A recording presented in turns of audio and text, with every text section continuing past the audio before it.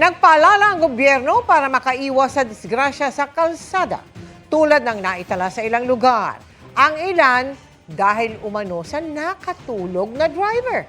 Nakatutok si Marisol Abduraman. Maluwag ang daan ng bagtasin ng truck na ito ang kalsada sa Calamba, Laguna kaninang madaling araw. Maya-maya pa, kasunod na niya ang isa pang truck na mas mabilis ang takbo. Kaya bumangga sa unuhang truck, saka dumiretso at sumalpok sa nakahintong jeep. Sa lakas ng tama, tumagilid ang jeep at tumalsik sa gitna ng kalsada habang ang truck tuluyang bumangga sa poste ng footbridge.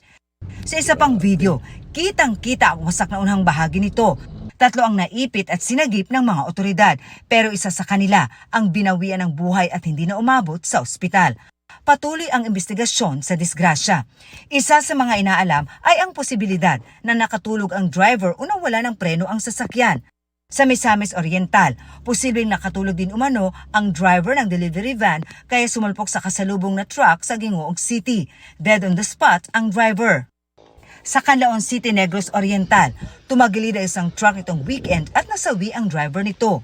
Nabundol naman ang motorsiklo ang isang grade 11 student sa Calasiao, Pangasinan sa mismong araw ng kanyang recognition rights. Sa Cebu City, nasagasaan din ang 4 na taong gulang na babae na umihilang umano sa gilid ng kalsada. Nahuli ang nakasagasang driver na tumakas matapos ang insidente. Retiradong pulis ang driver na nakipag-areglo na sa kaanak ng biktima. Dahil marami ang bibiyahe ngayong Holy Week, nagpaalala si Pangulong Bongbong Marcos para makaiwas sa disgrasya sa kalsada. Ang mensahe ko ngayon sa inyong lahat ay pag-iingat. Tayong lahat ay kailangan sumunod sa batas trapiko. Kailangan ang disiplina para maging responsableng mga Pilipino sa lansangan. At bukod sa dunong sa pagmamaneho, ang lahat ay kailangan ayusin ang pag-uugali sa pagmamaneho at habaan ang pasensya. Paalala rin ng Department of Health para masigurong ligtas sa daan. Sa mga magmamaneho, siguraduhin hindi nakainom ng alak o inaantok. Kung iinom ng gamot na nakakaantok, huwag nang magmaneho. Lagi magsuot ng seatbelt o helmet kung nakamotor o bisikleta. Tiyak hindi na maayos ang kondisyon ng sasakyan.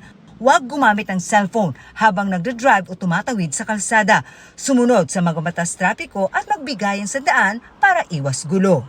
Para sa GMA Integrated News, Marisol Abduraman, nakatuto 24 oras.